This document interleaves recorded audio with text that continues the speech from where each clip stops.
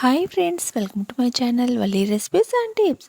Friends, ఈ video చూసే ముందు ఒక చిన్న లైక్ ఇచ్చి మన ఛానల్ ఎవరైనా కొత్తగా చూస్తున్న వాళ్ళైతే ప్లీజ్ సబ్స్క్రైబ్ చేయండి. ఫ్రెండ్స్, ఈరోజు మన వీడియోలో చల్లని ఈ వాతావరణానికి వేడివేడిగా ఉండే చాలా టేస్టీ అయిన మిర్చి బజ్జీలు ఎలా ప్రిపేర్ చేయాలో ఈరోజు వీడియోలో తెలుసుకుందామా. ముందుగా ఒక మిక్సీ జార్లో 1 స్పూన్ ధనియాలు తీసుకుంటే 2 స్పూన్ల వరకు వాము, అలానే కొంచెం ఉప్పు వేసుకొని మిక్సీ పట్టుకొని పక్కన పెట్టుకుందాము. మనం ఇప్పుడు బజ్జీ ప్రిపేర్ చేసుకోవడానికి ముందుగా పచ్చిమిర్చిని శుభ్రంగా కడిగేసి పైన తొడుములు ఉంటాయి కదా, అవేమీ తీయనవసరం లేదు. ఇలా మధ్యలోకి కట్ చేసి, మీరు తీసుకున్న మిరపకాయలు కనుక కారంగా ఉంటాయి కదా, కాబట్టి ఈ మధ్యలో విత్తనాలు అనేది తీసేస్తే మీరు తీసుకున్న మిర్చిలో నుంచి కారం అనేది కొంచెం తగ్గుతుంది. ఇలా మధ్యలోకి కట్ చేసుకున్న ఈ మిర్చిల్లో మనం ముందుగా మిక్సీ పెట్టుకున్న వాము, ధనియాల పొడి ఉంది కదా, ఈ వాము పొడిని ఈ మిర్చి మధ్యలోకి స్టఫింగ్ కోసం అలా పెట్టేసుకోవాలి.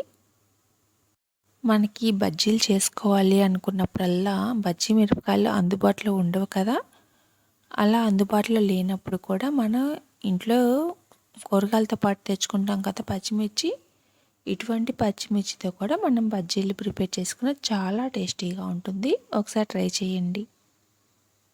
ఈ మిర్చి ఏంటంటే ఒక్కొక్కసారి మనకి మంటగా ఉంటుంది కదా, ఇలా మంటగా ఉంటున్న మిర్చిలో అయితే ఇత్తనాలు అసలు ఏమీ లేకుండా తీసేసుకుంటే మనం తీసుకున్న మిర్చిలో నుంచి కారం అనేది కొంచెం తగ్గుతుంది. ఇదే విధంగా ఈ మిరపకాయలన్నిటికీ స్టఫింగ్ ప్రిపేర్ చేసుకుందాము. ఈ విధంగా మిరపకాయలన్నిటిలో మనం వాము, ధనియాల పొడి పెట్టేసాం కదా, ఇప్పుడు బజ్జీ కోసం పిండిని ప్రిపేర్ చేసుకుందాము. మనం బజ్జీ పిండికి 1 కప్పు శనగపిండి తీసుకుంటే 1 స్పూన్ వరిపిండి వేసుకుందాము. అందులోనే రుచికి సరిపడా ఉప్పు, కొంచెం కారం, అలానే 1 స్పూన్ వాముని ఇలా నేను మీకు వీడియోలో చూపిస్తున్నాను కదా, ఇలా కొంచెం నలిపి వేసుకుందాము. అలానే కొంచెం సోడా ఉప్పు వేసుకుందాము. సోడా ఉప్పు వేసుకోవడం వల్ల మనకి బజ్జీలు పొంగుతాయి కదా, ఇది అందరికి తెలిసిన విషయమే కాబట్టి కొంచెం సోడా ఉప్పు కూడా వేసేసుకొని వీటన్నిటిని ఒకసారి కలుపుకొని ఆ తర్వాత కొంచెంగా వాటర్ వేసుకుంటూ మనం తీసుకున్న ఈ శనగపిండి అనేది ఉండలు లేకుండా బాగా నీట్గా కలుపుకోవాలి. వాటర్ ఒకేసారి వేసేసుకుండా కొంచెంగా వేసుకుంటూ ఉంటే వాటర్ కన్సిస్టెన్సీ అనేది ఎక్కువ అవ్వకుండా ఉంటుంది. పిండిని ఇలా ఉండలు లేకుండా బాగా కలుపుకోవాలి. ఇలా కలుపుకొని ఒకసారి మనకి ఈ కన్సిస్టెన్సీ సరిపోతుందో లేదో చూసుకోండి. మనకి మిర్చిలోంచి మనం మిర్చి పట్టుకున్నా కూడా ఆ మిర్చికి పిండి అలా అతుక్కోవాలి కదా, కాబట్టి పిండి ఈ కన్సిస్టెన్సీలో ఉంటే సరిపోతుంది. మరీ ఎక్కువ లూజ్గా కాదు, అలానే ఎక్కువ థిక్గా లేకుండా ఈ కన్సిస్టెన్సీలో ఉండే విధంగా చూసుకోండి. ఇప్పుడు స్టవ్ ఆన్ చేసుకొని ఒక బాండీ పెట్టి అందులో డీప్ ఫ్రైకి సరిపడా ఆయిల్ వేసుకోవాలి. ఆయిల్ హీట్ అయిన తర్వాత మనం ముందుగా స్టఫ్ చేసి పెట్టుకున్న పచ్చిమిర్చిని మనం కలిపి ఉంచుకున్నటువంటి బజ్జీ పిండిలో డిప్ చేసి ఒక్కొక్కటిగా ఆయిల్లో వేసుకొని డీప్ ఫ్రై చేసుకోవాలి.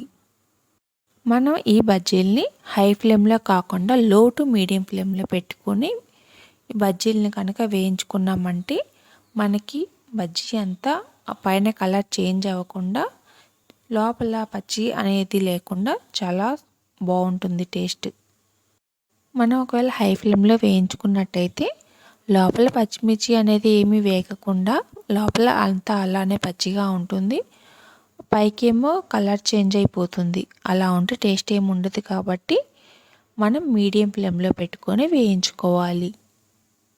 వాతావరణం మనకి ఇలా వర్షాలు పడి చల్లగా ఉన్నప్పుడు, వేడివేడిగా ఏమైనా తినాలనిపించినప్పుడు సింపుల్గా ఇంట్లో ఉన్నటువంటి పచ్చిమిర్చితోటి ఈజీగా ఇలా బజ్జీలు ప్రిపేర్ చేసుకొని ఎంజాయ్ చేయొచ్చు కదా. ఈ బజ్జీలన్నిటినీ ఒకసారి ఇలా కలిపేసి మనకి ఇప్పుడు ఫ్రై అయిపోయాయి కదా, చూడండి కలర్ వచ్చేసింది.